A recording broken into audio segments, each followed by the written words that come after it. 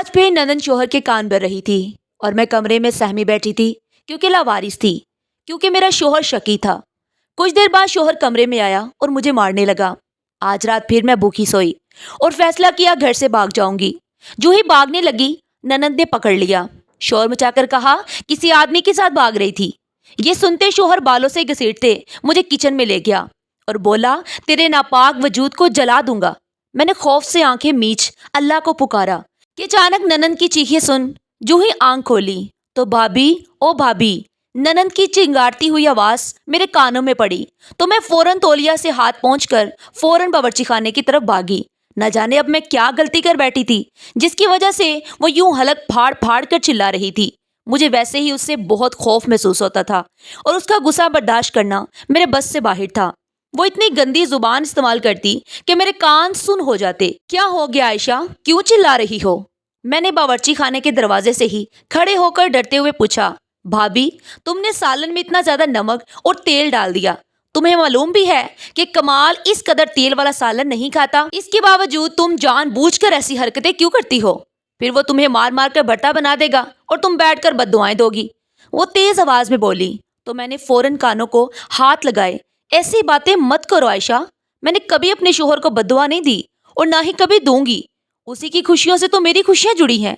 اوہو، یہ فلموں کے ڈائیلاگ کسی اور جگہ مارنا۔ ابھی جو سالن میں تم نے زہر نمک ڈالا ہے اس کا کوئی حل کرو اور یہ تیل بھی اوپر سے نکال لو ورنہ وہ آتے ہی طوفان مچا دے گا۔ میری نند نے طنزیہ لہجے میں کہا تو میں فوراً دیچکی کی طرف بڑھی۔ میں نے تو ناپ تول کر نمک ڈالا تھا، پھر نہ جانے نمک کیوں زیادہ ہو گیا۔ جب میں نے چکھا تو واقعی نمک تیز تھا، شاید میری ہی غلطی تھی۔ میں بے دہانی میں کھانا پکا رہی تھی، میرا ذہن شوہر کی باتوں میں الجھا ہوا تھا۔ وہ صبح مجھے برا بلا کہہ کر گیا تھا اور ہاتھ اٹھانے کو تیار تھا۔ میں نہیں چاہتی تھی کہ وہ کسی بات کو لے کر مجھ پر ہاتھ اٹھائے۔ زبانی طور پر تو اس نے کئی بار مجھے ذلیل کیا تھا، لیکن یہ میرے ہی صبر و تحمل اور خدمت گزاری کا نتیجہ تھا کہ ابھی تک اسے موقع نہ ملا تھا اور وہ ہاتھ اٹھانے سے باز رہا، ورنہ جیسے ہی موقع ملتا وہ ہاتھ اٹھانے سے بھی گریز نہ کرتا۔ میں نہیں چاہتی تھی کہ یہ نوبت آئے۔ میں پریشان سی ہانڈی کے قریب کھڑی تھی جبکہ میری ننند دندیاتی ہوئی باہر نکل گئی۔ یہ میرے شوہر کے آنے کا وقت تھا اور مجھے پوری امید تھی کہ وہ میرے شوہر کو دن بھر شکایتیں لگانے سے باز نہ رہے گی اور اس کے غصے میں اضافہ کرنے کی پوری کوشش کرے گی۔ میرا دل گھبرا رہا تھا اور آنکھوں میں نمی تھی۔ شوہر اور ننند کے رویے نے میرے ارمانوں کو چکنا چور کر دیا تھا۔ مجھے اس گھر میں بسنے اور اپنے شوہر کو خوش رکھنے کی اپنی ہر کوشش ناکام لگتی۔ سالن میں تیز نمک کی طرح میری زندگی میں بھی زہر گھولا جا رہا تھا۔ اپنی زندگی سنوارنے کا ہنر شاید میں کھو چکی تھی۔ میرا نام شگفتہ ہے، میں اپنے والدین کی اکلوتی بیٹی تھی۔ میرا ابا میری پیدائش سے پہلے ہی چل بسا۔ لوگوں نے میری پیدائش پر مجھے بدبخت قرار دے دیا کیونکہ جس کا باپ اس کی پیدائش سے پہلے چل بسے وہ بدبخت کہلایا جاتا ہے۔ اماں نے مجھے اپنی آغوش میں چھپا لیا تھا، وہ مجھے دنیا کے طوفانوں سے بچا سکیں۔ اماں کے ہوتے ہوئے مجھے کس بات کا غم تھا؟ میں اماں کے گوش میں چھپ کر سارے جہاں کا غم بھلا سکتی تھی، مگر اماں کی گود میرے لیے عارضی پناہ گاہ ثابت ہوئی۔ شوہر کی موت کے بعد اماں زمانے کی سختیاں نہ سہ سکیں۔ مجھے بچاتے بچاتے اماں خود اندرونی بیماریوں کا شکار ہو گئی اور مجھے کم عمری میں ہی اس دنیا میں اکیلا چھوڑ کر چلی گئی۔ اماں کے ہوتے ہوئے مجھے دنیا کے مظالم کا ذرا بھی اندازہ نہ تھا۔ اماں نے مجھے اپنی آغوش میں ایسے چھپایا جیسے مرغی اپنے بچے کو پروں میں چھپاتی ہے۔ لیکن اماں کی موت کے بعد مجھے صحیح معنوں میں اندازہ ہوا کہ زندگی کتنی اذیت ناک ہے۔ میرے نام نہاد رشتہ داروں نے دنیا دکھاوے کے تحت میرے سر پر ہاتھ تو رکھا، لیکن انہوں نے مجھے اس طریقے سے نہ اپنایا جس طریقے سے اپنانا چاہیے تھا۔ میں ان پر ایک ناپسندیدہ بوجھ بن کر رہ گئی تھی۔ میرے سگے ماموں جو اماں کی زندگی میں کبھی پوچھنے نہ آتے تھے، اماں کے بعد مجبوری میں مجھے اپنے ساتھ لے گئے۔ ان کے پاس بھی غربت سے بھرپور زندگی اور اپنے کئی مسائل تھے۔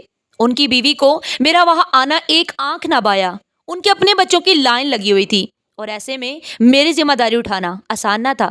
مجھے جلدی ہی احساس ہو گیا کہ میں ان کے لیے ایک ناپسندیدہ بوجھ ہوں۔ اس وقت میری عمر محض 9 سال تھی۔ اگر کبھی میں اپنی ماں کو یاد کر کے آنسو بہاتی تو ماموں کی بیوی مجھے جھڑک دیتی، تمہیں میں یہاں آنسو بہانے کے لیے نہیں لائی، میں نے تمہارے غم بانٹنے کا ٹھیکہ نہیں لے رکھا۔ انہوں نے مجھے گھر کے کام کاج میں لگا لیا۔ اگر صرف کام کاج کی بات ہوتی تو میں 100 مرتبہ بھی کر لیتی، لیکن ان کے رویے اور لب و لہجے میں میرے لیے صرف تذلیل ہی تھی۔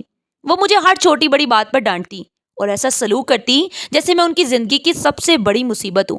کئی بار سوچا کہ اس گھر سے بھاگ جاؤں، مگر میرا کون سا ٹھکانہ تھا؟ اماں اور ابا تو مجھے چھوڑ کر جا چکے تھے۔ اب لے دے کر یہی رشتہ دار تھے جن کے ساتھ مجھے اپنی زندگی گزارنی تھی۔ میں مومانی کو خوش کرنے کے چکر میں گھر کی غلام بن گئی، گھر کا سارا کام کر کے ان کی خدمت میں لگی رہتی، مگر انہیں خوش کرنا دنیا کا سب سے مشکل کام تھا۔ میں اپنی ذات کو مکمل طور پر بھلا بیٹھی تھی۔ ماموں زیادہ تر وقت گھر سے باہر گزارتے اور جب وہ گھر آتے تو میں ان کے آگے پیچھے دوڑتی، کبھی انہیں پانی پیش کرتی تو کبھی چائے، مگر مومانی کو یہ بھی برا لگتا۔ انہیں شک ہوتا کہ شاید میں اپنے نمبر بنانے کی کوشش کر رہی ہوں۔ مومانی چاہتی تھی کہ میں گھر کے کونے میں دبی بیٹھی رہوں اور کبھی ماموں کے سامنے نہ ہو۔ جب وہ میری یہ عادتیں مزید برداشت نہ کر سکی تو انہوں نے صاف صاف مجھے بتا دیا کہ مجھے کیا کرنا ہے اور کیا نہیں۔ میں ان کی ہدایت پر عمل کرتے کرتے جوان ہو گئی۔ میرے بچپن سے لے کر جوانی تک صرف دکھ ہی دکھ تھے۔ سب سے بڑی اذیت یہ تھی کہ میرے آگے پیچھے کوئی نہیں تھا۔ مومانی کی اپنی بچیاں بڑی ہو چکی تھی اور ان کی شادیوں کی ذمہ داری ماموں اور مومانی کے سر پر تھی۔ میں جانتی تھی کہ ان کی زندگی میں بے شمار مسائل تھے اور سب سے بڑا مسئلہ غربت تھا، لیکن اس کے باوجود وہ مجھ سے ایک بار محبت سے بات تو کر سکتی تھی۔ ان کے مسائل کی وجہ میں تو نہیں تھی۔ میں نے ہمیشہ ان کے گھر میں بچا کچا کھا کر ہی گزارا کیا تھا، مگر ان کے دل میں میرے لیے محبت یا ہمدردی کا کوئی جذبہ نہیں تھا۔ میں نے جوانی کی دہلیز پر قدم رکھا، مگر میرے دل میں کوئی ارمان اور کوئی خواب نہ جاگے تھے۔ میں دنیا سے تھک چکی تھی۔ مجھے معلوم تھا کہ میں بدبخت تھی، بد نصیب تھی اور میرے نصیب میں خوشیاں لکھی ہی نہ تھی۔ اس لیے میں نے باقی لڑکیوں کی طرح آنکھوں میں خواب نہ سجائے، کیونکہ آنکھوں میں بسے خواب نوچنا بہت مشکل تھا۔ ہمارے محلے میں رہنے والی آنٹی نسیمہ میرے پیچھے پڑ گئی تھی۔ وہ گھر کے روزانہ کئی چکر لگاتی۔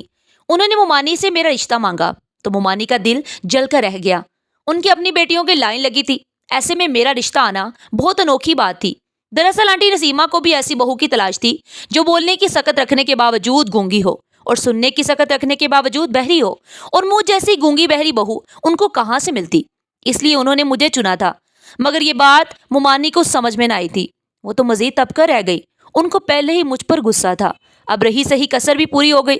انہوں نے بہت زور لگایا کہ کسی طرح آنٹی نسیمہ کو ٹال دے، مگر آنٹی نسیمہ نے بھی کچی گولیاں نہیں کھیلی تھی۔ وہ اچھی طرح جانتی تھی کہ میری مومانی کبھی نہ چاہیں گی کہ ان کی بیٹیوں کے ہوتے ہوئے سب سے پہلے میں بھی آ کر چلی جاؤں، لیکن انہوں نے ضد پکڑ لی اور ساتھ ہی ہمارے گھر کی دہلیز بھی پکڑ لی کہ جب تک ہاں نہیں کرو گی میں تیرے دروازے پر یوں ہی قدم رکھتی رہوں گی۔ ان کے صاف اعلان پر میرے دل میں بھی ارمان جاگتا کہ وہ مجھے اتنی محبت اور چاؤ سے مانگ رہی تھی، شاید وہ مجھے واقعی پسند کرتی ہیں اور مجھ پر اپنی ممتا نچھاور کریں۔ یہ سوچ کر میں دل میں خوش ہوتی۔ میں نہیں جانتی تھی کہ آنٹی نسیمہ کے مجھے بہو بنانے کے طور پر مانگنے کے پیچھے کیا وجہ تھی۔ شاید قدرت مجھ پر مہربان ہونے والی تھی اور میری سختیاں اور آزمائش ختم ہونے کا وقت آ گیا تھا۔ یہ سوچ کر میرا دل مطمئن ہو جاتا۔ خیر جو بھی تھا، میں نے اپنے آپ کو حالات کے دھارے پر پہلے ہی چھوڑ رکھا تھا۔ مومانی جانے اور ان کا کام جانے، یہ فیصلہ بھی انہوں نے ہی کرنا تھا، مگر وہ مفت کی نوکرانی اتنی آسانی سے کیسے ہاتھ سے جانے دیتی؟ ابھی تو انہیں اپنی بیٹیاں بیانی تھی۔ مومانی نے جیسے تیسے کر کے اپنی دونوں بیٹیوں کی شادی کی تو شادی کا میرا نمبر آیا۔ آنٹی نسیمہ نے بھی ابھی تک میرا پیچھا نہ چھوڑا تھا۔ انہوں نے رشتہ دے کر منہ نہ موڑا اور مومانی کے پاس بھی اب کوئی جواز نہ تھا کہ وہ اس شادی سے انکار کرتی۔ اب کی بار آنٹی نسیمہ نے مومانی کی بجائے ماموں سے رجوع کیا اور ان پر زور ڈالنا شروع کیا۔ مزید یہ کہ انہوں نے محلے اور خاندان کے 2-4 بزرگوں کو بھی بیچ میں شامل کر لیا۔ سب کا یہی کہنا تھا کہ لڑکا اچھا بالا ہے، دیکھا بالا ہے، تمہارے سامنے ہی پل کر جوان ہوا ہے، محلے دار ہیں، پھر یتیم بچی کو کیوں نہیں بیاتے؟ مومانی تو پہلے ہی خاندان میں سرخرو تھی کہ انہوں نے ایک یتیم بچی کے سر پر ہاتھ رکھا تھا، اور غربت اور اپنے بچے ہونے کے باوجود بھی اس یتیم کو کسی قسم کی کمی نہ ہونے دی تھی۔ اب یہ بات کوئی مجھ سے تو پوچھنے سے رہا تھا کہ مجھے یہاں پر کیا کیا بیتی تھی اور کس کس چیز کی کمی تھی۔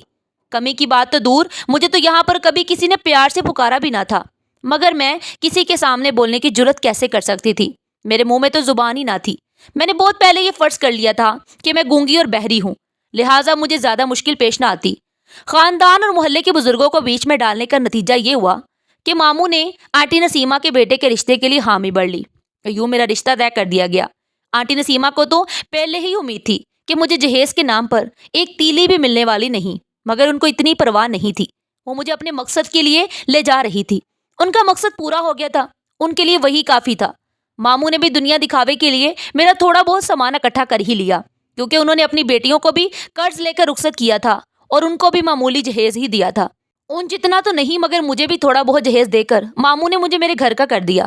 میرے شوہر کا نام کمال تھا، وہ بہت اچھے انسان تھے۔ شروع میں میرا ان کے ساتھ گزارا بہت اچھا ہوتا، आंटी नसीमा मुझे पाकर बहुत खुश थी। उन्होंने पहले दिन ही मुझे ढेरों नसीहतें कर डाली। मैं चुपचाप उनकी नसीहतों को सुनती रही, जिनमें सरे फहरिस्त घर की तमाम जिम्मेदारी अपने कंधों पर लेना था। उन्होंने अपनी बेटी के हवाले से भी मुझे बहुत सी हदायतें की। जाहिर सी बात थी कि मैं उनकी हर हदायत पर दिलो जान से अमल करने वाली थी। मुझे बचपन से ही यही आदत थी कि जितना कहा जाए उतना करो, जितना कहा जाए उतना बोलो, और मैं यही सब कुछ करती थी। मैं अपने शोहर को खुश करने की कोई कोशिश न करती। आंटी नसीमा ने मुझे जो हदायत की मैं उन पर अमल करती रही, मगर इन सब के नतीजे में मेरा अपना नुकसान होता गया। मुझे मालूम ही ना था कि मुझे शोहर को भी वक्त देना था। मैं शोहर से पहलू बचाकर घर के कामों में लगी रहती। आंटी नसीमा ने बड़ी चालाकी से गेम खेला था। वो मुझे कभी भी शोहर के साथ वक्त गुजारने ना देती। कमाल मेरी राह तकते रह जाते और वो मुझे घर के कामों में मसरूफ रखती। उनकी 2 बेटियां रुखसत होकर अपने घरों को जा चुकी थी, मगर वो भी हर दूसरे दिन आती थी। उनका काम और उनके बच्चों का ढेरों काम मुझे ही करना पड़ता। वो अपनी माँ की तारीफ करती कि आप कैसी अच्छी बहू लेकर आई हैं, जो घर के कामों से सर ही नहीं उठाती। तो मैं अपनी तारीफ सुनकर खुश हो जाती, मगर मैं ये नहीं जानती थी कि मैं घाटे का सौदा कर रही थी। मैं ससुराल में अपने कदम जमाना चाहती थी। आंटी नसीमा मेरी खूब तारीफ करती और मुझसे काम निकलवाती तो मैं खुश हो जाती, मगर ये सब करके मैंने अपने शोहर को बुरी तरह नजरअंदाज कर दिया था। मेरी नंद आयशा बहुत ही तेज तरार थी। वो ससुराल में मेरे कदम जमते देखकर हसद जलन का शिकार हो गई। उसने अपनी माँ को मेरे खिलाफ भड़काने की बेहद कोशिश की, मगर आंटी मुझे बहुत अच्छी तरह जानती थी। मैं तो अपने हक में सफाई भी ना दे सकती थी। मैं चुपचाप उसे अपनी माँ को शिकायतें लगाते देखती।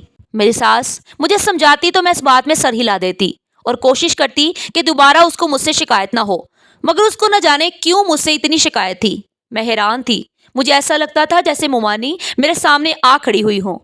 दोनों की फितरत एक जैसी थी।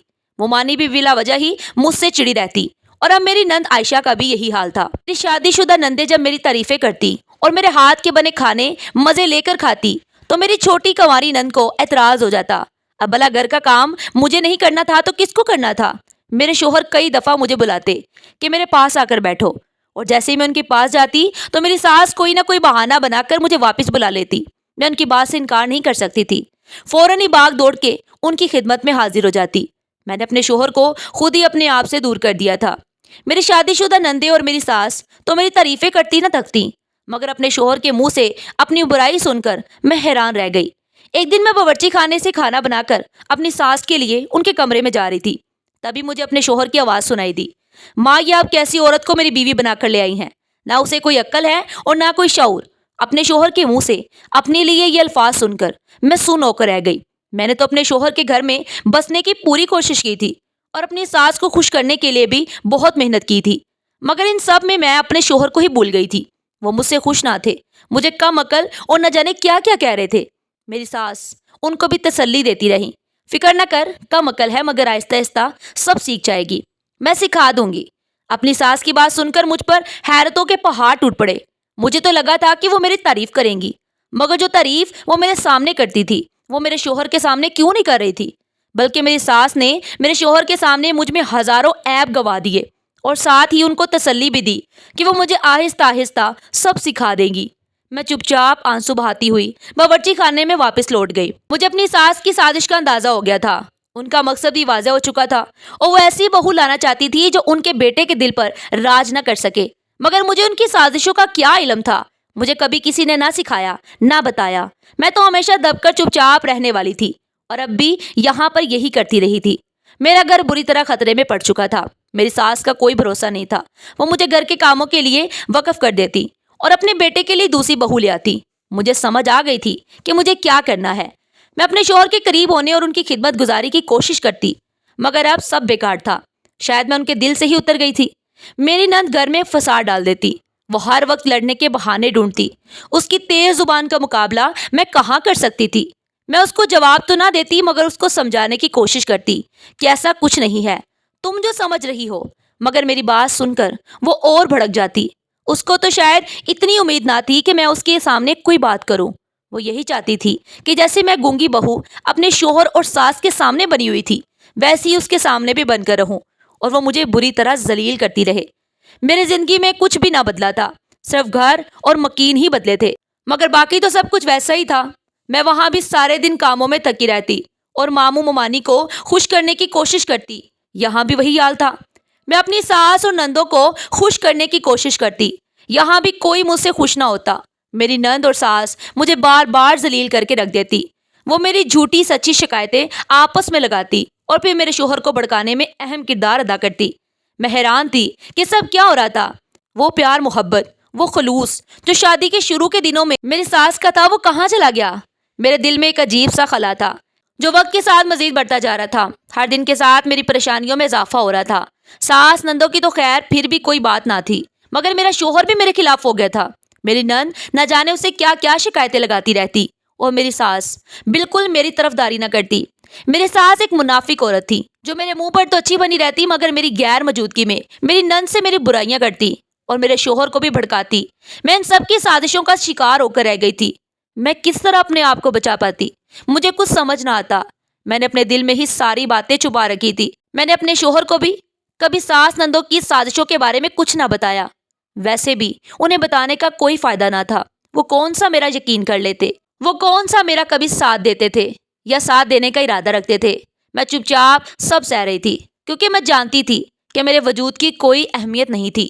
میری ساس کی طبیعت اچانک خراب ہوئی اور انہیں قدرت نے موقع نہ دیا۔ وہ خاموشی سے چل بسی تھیں۔ ان کی موت پر میں بے حد دکھی تھی۔ ان کا رویہ میرے ساتھ جیسا بھی ہو، میں نے ہمیشہ ان میں ممتا کھوجنا چاہی تھی۔ ماں کے بعد میں نے ان کو ہی اپنی ماں سمجھا تھا۔ یہ اور بات تھی کہ انہوں نے مجھے کبھی بیٹی نہ سمجھا، مگر انہوں نے مجھے شادی کے شروع دنوں میں جو پیار دیا تھا وہی میری زندگی کا سب سے حسین اور خوبصورت ترین وقت تھا، کیونکہ مجھے ان کے علاوہ کبھی کسی نے زندگی میں اتنا پیار نہ دیا۔ لہٰذا میں اپنی ساس کے جنازے پر پھوٹ پھوٹ کر رو رہی تھی۔ میرے شوہر اور نندیں بھی غم سے نڈال تھیں۔ ساس کی اچانک موت پر ہم سبھی دکھی تھے، مگر مشکل وقت گزر گیا تھا۔ گھر کے کام تو پہلے ہی میرے ذمہ تھے۔ شادی شدہ نندیں مجھے ہدایت دے کر اپنے اپنے گھروں کو چلی گئی اور ایک کنواری نند گھر میں رہ گئے۔ میری شادی شدہ نندوں نے میرے شوہر کو کافی نصیحت کی تھی کہ اماں کا 40واں ہوتے ہی عائشہ کی بھی شادی کر کے اس کو اس کے گھر کا کر دینا، ورنہ ہمیں اس کی فکر لگی رہے گی۔ ساس کے مرتے ہی ان کی جگہ میری نند نے سنبھال لی تھی۔ میری نند کو تو پہلے ہی مجھ سے بیٹھ تھا، اب اسے آزادی مل گئی تھی۔ اسے سمجھانے والا کوئی نہ رہا تھا۔ ساس پھر بھی اس کو کسی نہ کسی طرح نرم کر لیا کرتی، مگر اب تو وہ دندناتی ہوئی پورے گھر میں پھرتی۔ میں ہر ممکن کوشش کرتی کہ میں اسے خوش رکھ سکوں، مگر وہ کسی بھی حالت میں خوش نہ ہوتی۔ میری نند نے مجھے تنگ کرنے اور پریشان کرنے میں کوئی کسر نہ رکھی تھی۔ زیادہ پریشانی کی بات تو یہ تھی کہ میرا شوہر میرے ساتھ نہ کھڑا تھا۔ وہ اس کی چھوٹی چھوٹی باتوں پر کان دھرتا اور مجھ پر غصہ کرتا، مجھے اتنا ذلیل کر دیتا، جبکہ نند مسکراتی رہتی۔ میں جب اپنے شوہر سے ذلیل ہو کر باورچی خانے میں جاتی تو میری نند بھی مجھے باتیں سنانا شروع کر دیتی۔ اماں نے تمہیں بہت غلط چنا، تم اس گھر کی بہو بننے کے لائق ہی نہ تھی۔ میری نند مجھے کہتی تو میں چپ چاپ آنسو بہاتی رہتی۔ میں کیا بتاتی کہ اس کی ماں نے میرا رشتہ لینے کے لیے میرے ماموں کے گھر کی دہلیز پکڑ لی تھی اور کئی سالوں تک انتظار کیا تھا۔ اس کے بعد میں بہو بن کر اس گھر میں آئی تھی، مگر میری قدر اور اہمیت کسی نے نہ کی تھی۔ میں اپنے شوہر کو خوش کرنے کی کوشش کرتی، مگر نہ جانے ان کو کیا ہو گیا تھا کہ وہ میری کسی بات پر اعتبار ہی نہ کرتے۔ میری نند نے ان کو اتنا بھڑکا دیا کہ اب ان کی نظر میں میری کوئی اہمیت نہ رہی تھی۔ میں نے بہت کوشش کی کہ میں شوہر کو مجھ پر ہاتھ اٹھانے کا موقع نہ ملے، مگر میں ناکام ہو گئی اور میری نند اپنی سازشوں میں کامیاب ہو گئی۔ میرے شوہر نے مجھ پر ہاتھ اٹھانا شروع کر دیا۔ میری نند میرے شوہر کے دفتر سے آتے ہی جھوٹی سچی شکایتیں لگا کر پیش کرتی اور وہ مجھ پر ہاتھ اٹھاتی۔ میں ان کی منتیں کرتی رہ جاتی۔ وہ مانی کا رویہ میرے ساتھ جتنا مرضی برا تھا، مگر انہوں نے آج تک کبھی مجھ پر ہاتھ نہ اٹھایا تھا۔ ماموں نے خاموشی اختیار کر رکھی تھی۔ انہوں نے تو کبھی مجھے برا بلا بھی نہ کہا تھا، پر ان کا قصور اتنا تھا کہ وہ ہر معاملے میں ممانی کا ساتھ دیا کرتے اور میرے لیے شفقت نہ کرتے، مگر ان دونوں میں سے کسی نے بھی کبھی مجھ پر ہاتھ نہ اٹھایا تھا۔ میں اپنے شوہر کے ہاتھوں پٹتی تو مجھے بہت رونا آتا، مگر میرے بس میں کچھ نہ تھا۔ میرا دل چاہتا کہ میں اس گھر سے بھاگ جاؤں، لیکن میں بھاگ کر کہاں جاتی؟ میں بے سہارا تھی، میرے پاس کسی کا آسرا نہ تھا۔ میں بڑے دنوں بعد ماموں سے ملنے گئی تھی۔ میں چاہتی تھی کہ میں ایک بار ان سے بات کر لوں کہ میں اپنے شوہر کی روز بروز مار کھا کر تنگ آ گئی تھی۔ میں جانتی تھی کہ ماموں مجھے زیادہ سارا نہیں دے سکتے، انہوں نے بڑی مشکلوں سے ہی ہم سب کو رخصت کیا تھا۔ اب جبکہ تمام بیٹیوں کو رخصت کر کے خود فارغ ہو گئے تھے اور بیٹے کی بہو لانے کا سوچ رہے تھے، ایسے میں ان کے اوپر دوبارہ بوجھ بن کر بیٹھ جاتی تو یہ انہیں کسی طور پر گوارا نہ ہوتا۔ گوارا تو مجھے خود بھی نہ تھا، مگر میں صرف یہ چاہتی تھی کہ وہ ایک بار میرے شوہر سے بات کر لے۔ ہو سکتا تھا کہ اسے احساس ہو کہ میرے آگے پیچھے بھی کوئی ہے تو وہ مجھ پر سختی ذرا کم کر دے۔ میں نے ماموں سے بات کی تو ممانی فوراً ہی پاس آ کر بیٹھ گئی۔ یہ تم اپنے ماموں کو کیا بھڑکا رہی ہو؟ وہ تمہارے شوہر سے جا کر لڑائی کریں اور خود برے بن جائیں؟ ان کی بات سن کر میں حیران تھی۔ میرا ایسا بالکل بھی مطلب نہیں تھا۔ میں تو صرف یہ چاہتی تھی ماموں ان کو ایک دفعہ سمجھا دیں کہ وہ مجھ پر ہاتھ نہ اٹھایا کریں۔ او بی بی، اس کو ہاتھ اٹھانے سے روکنا ہے تو تمہیں اپنی کرتوت صحیح کرنی پڑیں گی نا، کہ تمہارے ماموں اس کو جا کر دھمکیاں لگائیں۔ ان کا جا کر بات کرنا بالکل نہیں بنتا۔ ممانی کی بات کافی حد تک درست تھی۔ ماموں کے بات کرنے سے وہ مزید غصہ ہو سکتا تھا اور پھر مجھے ہی پٹنا پڑتا۔ مگر یہ بات بھی تھی کہ میں اپنے کرتوت کیسے ٹھیک کر لیتی۔ مجھے نہیں لگتا تھا کہ میں کچھ غلط کر رہی تھی۔ میں وہی کرتی جو میری نند مجھے بتاتی۔ کھانا بھی اس کی مرضی سے ہی پک رہا تھا۔ میری حیثیت صرف ایک ملازمہ کی سی تھی۔ وہ جو کام بھی مجھے کہتی میں چپ چاپ کر دیتی۔ اس کے حکم سے انکار کرنے کی میری جرت نہ تھی۔ مگر وہ پھر بھی چھوٹی چھوٹی شکایتیں اپنی بھائی سے لگاتی تو وہ مجھ پر چڑھ دوڑتا۔ اس کے بھائی کو بھی چاہیے تھا کہ اپنے کان اور آنکھیں کھلی رکھے اور خود سے اندازہ لگائے کہ کیا ٹھیک اور کیا غلط تھا، مگر وہ تو بہن کے اشاروں پر ناچتا تھا۔ تمہارے شوہر کا تمہارے ساتھ سلوک کیسا ہے؟ پڑوس کی ایک عورت جو اکثر چیزیں مانگنے آتی رہتی تھی، آج کچھ چینی لینے آئی تو مجھ سے باتیں کرنے کھڑی ہو گئی۔ میں بھی ان سے بات کرنے لگی کیونکہ گھر میں میری نند تو مجھ سے بات کرتی ہی نہیں تھی۔ میرا دل چاہ رہا تھا کہ میں کسی کو اپنے دل کا حال سناؤں۔ وہ عورت ہمدردی سے میری طرف دیکھ رہی تھی اور میں چاہ رہی تھی کسی سے بات کر کے دل کا غم ہلکا کر لوں۔ وہ میری ساس کی عمر کی تھی اور شاید ان کی سہیلی بھی رہ چکی تھی۔ تمہارے شوہر کا رویہ کیسا ہے؟ اس نے سرگوشی میں پوچھا۔ میں اسے بتانا چاہتی تھی کہ ان کا رویہ میرے ساتھ کتنا برا ہے، مگر اسے بتانے کا کوئی فائدہ نہیں تھا۔ میں جانتی تھی کہ اگر میری ننند کے کانوں میں کوئی بات پڑ گئی یا یہ عورت ہی جا کر نند کو کچھ بتا دیتی تو میرے لیے اور زیادہ مشکلات کھڑی ہو جاتی۔ ان کا رویہ میرے ساتھ ٹھیک ہے، میں نے ٹھنڈی سانس بھرتے ہوئے کہا۔ وہ عورت مجھے غور سے دیکھنے لگی۔ تمہاری حالت دیکھ کر تو نہیں لگتا کہ تم اپنے شوہر کے ساتھ خوش ہو؟ وہ بولی تو نند فوراً پاس آ کر کھڑی ہوئی۔ خالہ، آپ جا کر اپنے گھر کے حالات دیکھیں، ہمارے گھر میں دلچسپی نہ لیں۔ میری نند تنگ آ کر بولی۔ بہو خوش ہو تو اس کے وجود سے پتہ لگتا ہے۔ اپنی بھابھی کو دیکھ لو کیسے مرجائی ہوئی پھرتی ہے۔ یہ سن کر میری ننند غصے میں آگ بگولا ہو گئی اور دونوں کے درمیان تلخ کلامی شروع ہو گئی۔ میں وہاں سے چپ چاپ کھسک لی کیونکہ مجھے اندازہ تھا کہ اس جھگڑے کی ذمہ داری میرے سر آئے گی۔ اس عورت کے جاتے ہی میری ننند میرے سر پر آج سوار ہوئی۔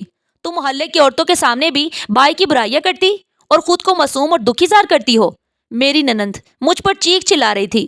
میں صفائی دینے کی کوشش کرتی رہی مگر اس نے میری کوئی بات نہیں سنی۔ ننند نے تو بات بڑھانے میں کوئی کسر نہیں چھوڑی تھی۔ وہ مجھ پر طنزیہ ہنستی ہوئی بولی، یہ تمہارے کرتوتوں کی سزا ہے، تمہیں عقل نہیں اسی لیے مار کھاتی ہو۔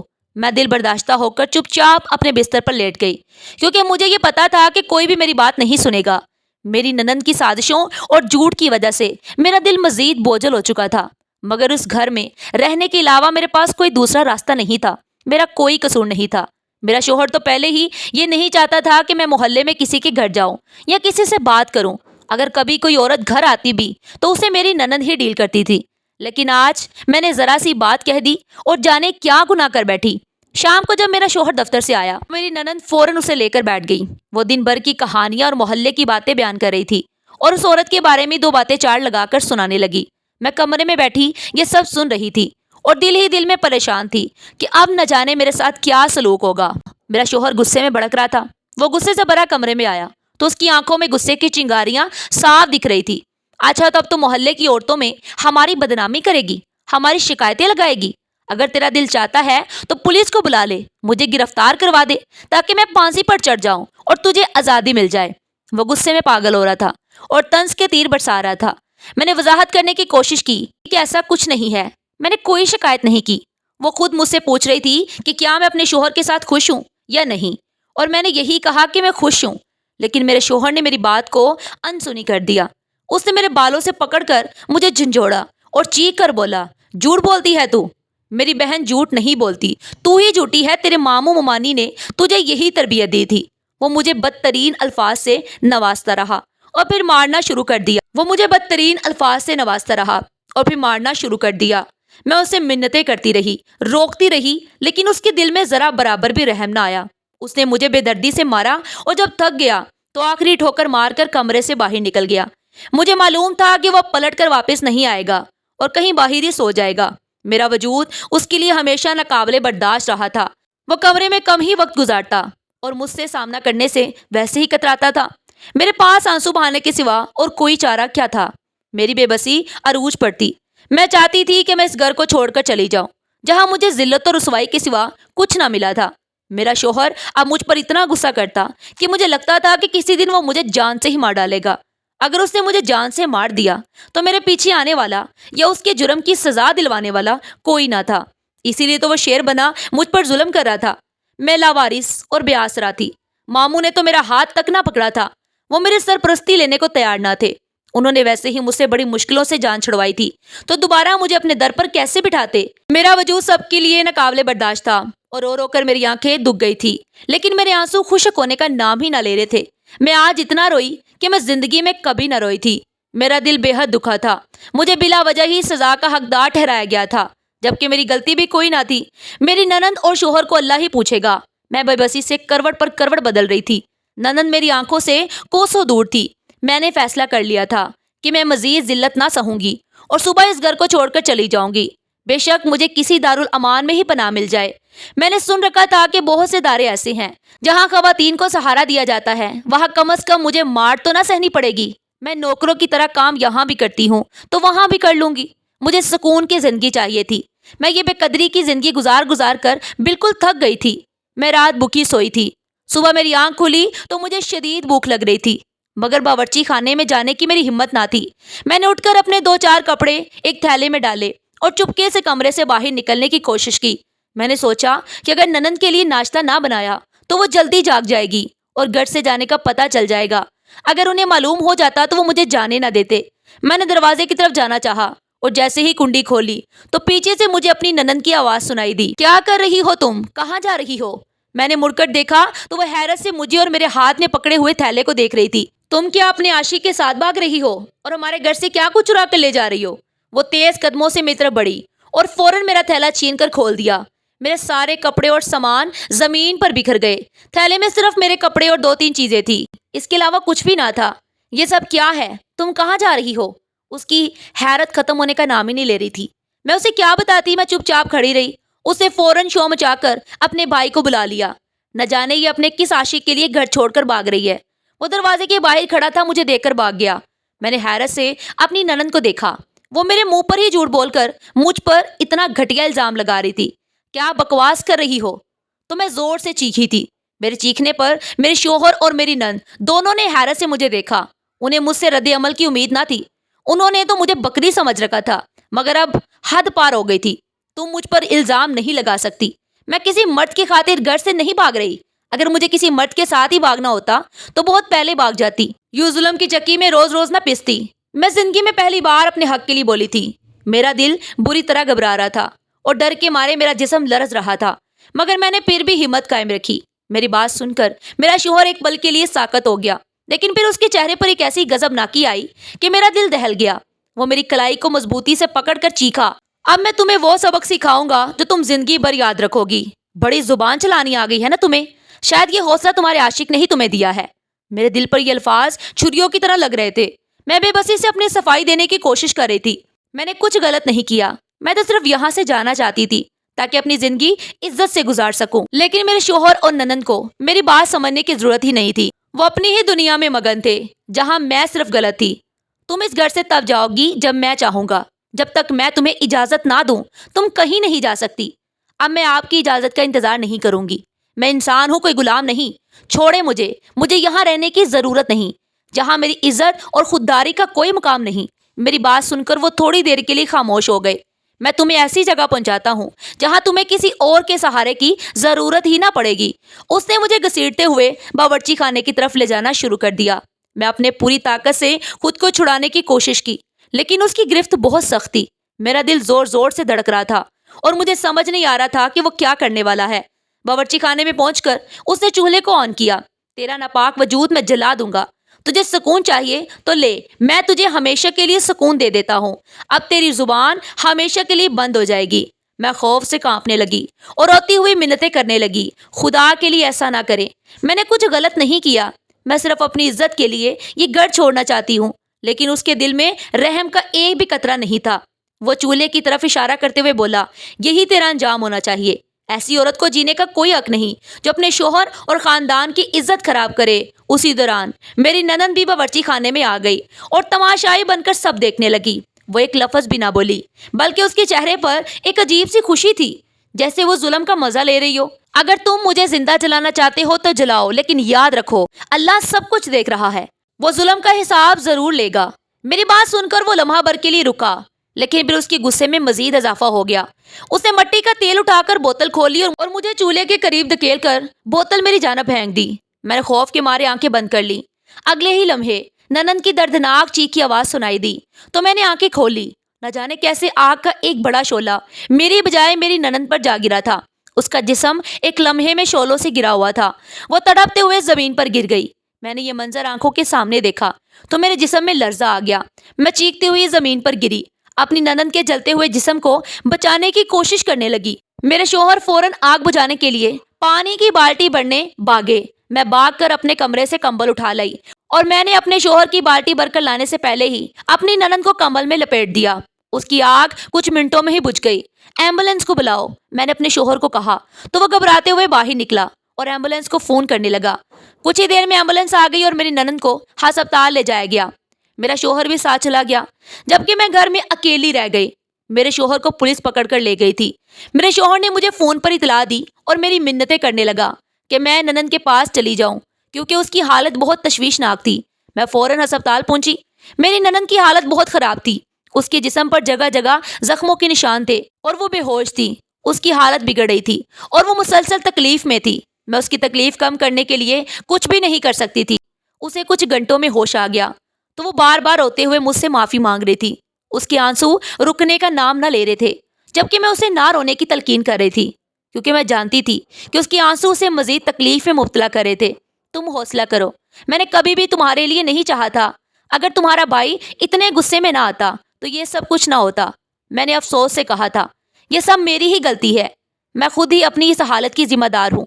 میں نے ہمیشہ اسے بھڑکایا تھا اور اس کے غصے کو ہوا دی تھی۔ میں تمہارے بارے میں غلط باتیں کر کے اس کا دل توڑتی رہی اور اس کو تم سے دور کرنے کی کوشش کرتی رہی۔ میری وجہ سے یہ سب کچھ ہوا۔ نہ میں اس دن بھائی کو بھڑکاتی اور نہ وہ اتنے غصے میں آتا کہ تمہیں جلانے کے لیے باورچی خانے لے جاتا۔ وہ اپنے گناہ کا اعتراف کر رہی تھی۔ اس کی تکلیف دیکھ کر مجھے بہت دکھ ہو رہا تھا اور میں خود کو اس میں شریک محسوس کر رہی تھی۔ میرے دل میں گہرا دکھ تھا۔ ہسپتال والوں نے خود ہی فون کر کے پولیس کو بلا لیا تھا، کیونکہ یہ پولیس کیس تھا۔ شوہر نے پولیس کو بیان دیا کہ اس نے اپنی بیوی کو جلانے کی کوشش کی تھی، مگر غلطی سے اس کی بہن جل گئی۔ پولیس سمیت سبھی میرے شوہر اور ننند کا عبرتناک انجام دیکھ چکے تھے۔ میری ننند کی حالت بہت خراب تھی۔ مجھ سے اس کو اس حالت میں دیکھا نہ جاتا۔ اس کا جتنا روب تھا، اب وہ ہسپتال میں لاغر اور بے بس پڑی میری محتاج تھی۔ وہ بار بار مجھ سے معافی کی طلبگار ہوتی، جبکہ میں نے اسے معاف کر دیا تھا۔ اس کو اتنی کڑی سزا ملی تھی کہ میں مزید اس کے لیے اپنے دل میں نفرت کیا رکھتی۔ میں نے مکافاتی عمل اپنے سامنے ہی دیکھ لیا تھا۔ دنیا والوں نے تو مجھے ہمیشہ اکیلا چھوڑے رکھا، مگر میرے رب نے مجھے اکیلا نہ چھوڑا تھا۔ میرے شوہر کا یہ عمل ہمارے پورے خاندان کی زندگی بدل گیا۔ سب نے اپنی غلطیوں کا خمیازہ بھگت لیا۔ جو دوسروں کے لیے گڑھا کھوتا ہے، آخرکار خود اس میں جا گرتا ہے۔ میں نے اپنی ننند کی خدمت کی اور اس کے ساتھ ہسپتال میں ہی رہی۔ مہینے گزر گئے اور اس کا علاج جاری رہا۔ جب اسے ہسپتال سے ڈسچارج کر دیا گیا تو میں اسے گھر لے آئی۔ اس نے اپنے بھائی کی سزا معاف کر دی تھی۔ میرا شوہر جیل سے گھر آیا، وہ بھی مجھ سے معافی کا طلبگار تھا، مگر میرا دل اس کو معاف کرنے کو نہ مانتا تھا۔ اگر اس دن اپنی بہن کی بجائے مجھے جلا دیتا تو شاید اس کو اتنا افسوس نہ ہوتا جتنا اس کو اپنی بہن کے جلنے کا افسوس ہوا تھا، اور نہ ہی میری ننند کو کوئی فرق پڑتا۔ میں اپنی ننند کو تو معاف کر سکتی تھی، مگر اپنے شوہر کو معاف نہ کر سکتی تھی۔ وہ میرا شوہر تھا، اسے میرا خیال کرنا چاہیے تھا، بلکہ میری ساس اور ننند کے سامنے اسے میری ڈھال بن کے رہنا چاہیے تھا۔ اس نے نہ اپنی ماں کی زندگی میں میرا ساتھ دیا اور نہ ہی ماں کے مرنے کے بعد ایک دن بھی وہ میرے ساتھ رہا۔ اسے تو مجھے بیوی والے کوئی حقوق بھی نہ دیے تھے۔ میری حیثیت گھر میں ملازمہ سے بدتر تھی۔ روز بروز دیکھتا تھا کہ میں اس کی خدمت گزاری میں کوئی کمی نہ آنے دیتی تھی، پھر بھی وہ مار پیٹ سے کام لیتا۔ اس نے مجھ پر کتنے ظلم ڈھائے تھے اور اس کے بعد میری زندگی کا خاتمہ کرنے چلا تھا۔ اپنے انجام کا وہ خود ہی ذمہ دار تھا۔ وہ اپنی سزا بھگت چکا تھا، مگر پھر بھی میں اس کی غلطی معاف کرنے کو تیار نہ تھی۔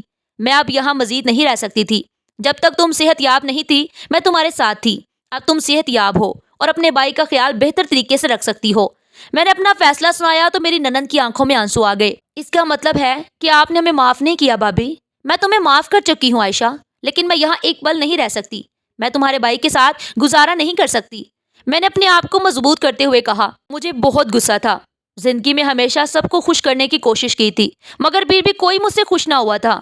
اب تک میں اتنی مضبوط ہو چکی تھی کہ مجھے اپنے آپ کو خوش کرنے کی ضرورت تھی۔ میں یہ چاہتی تھی کہ میں سب سے الگ ہو کر زندگی گزاروں، اور اس کے لیے دارالامان بہترین جگہ تھی۔ میرا شوہر میرے پیروں میں بیٹھ گیا تھا، مگر میں نے نفی میں سر ہلا دیا۔ اس سب کا کوئی فائدہ نہیں، آپ ایسا نہ کریں، میں یہاں نہیں رکوں گی۔ اگر آپ کو واقعی احساس ہے کہ آپ نے میرے ساتھ غلط کیا تو میرے فیصلے کا ساتھ دیں اور مجھے کسی دارالامان میں چھوڑ آئیں، میں نے اٹل لہجے میں کہا۔ تو میرے شوہر نے اس بات میں سر ہلا دیا۔ ٹھیک ہے، تم جہاں کہو گی میں تمہیں وہاں چھوڑ کے آؤں گا، مگر ہو سکے تو مجھے معاف کر دینا۔ وہ مجھ سے معافی مانگتا مجھے دارالامان چھوڑایا۔ دارالامان میں باقی مصیبت زدہ عورتوں کے ساتھ جلد ہی میرا دل لگ گیا۔ یہاں میری بہت سی سہیلیاں بن گئی تھی جن کے ساتھ میں اپنے دل کا حال بانٹ سکتی تھی۔ یہاں پر کوئی مجھ سے بات کرنے والا تھا۔ بے شک میرے سگے رشتہ دار موجود نہ تھے، مگر یہاں قدر کرنے والے لوگ تھے۔ میں اپنی زندگی میں بہت سکون محسوس کر رہی تھی۔ مجھے بہت پہلے ہی یہ فیصلہ کر لینا چاہیے تھا۔ میں اپنے یہاں آنے کے فیصلے پر خوش اور مطمئن ہو کر زندگی گزارنے لگی۔